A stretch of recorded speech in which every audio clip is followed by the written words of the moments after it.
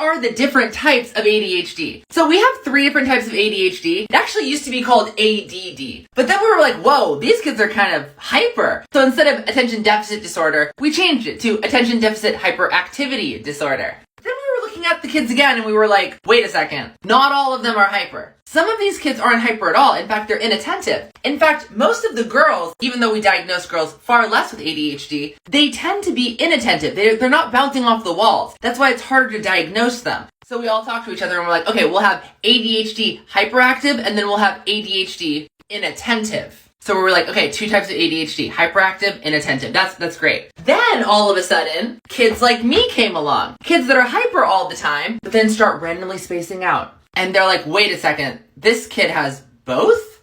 Okay, inattentive, hyperactive, and combined ADHD. Those are going to be our 3. And that's how the story went. I hope this helps.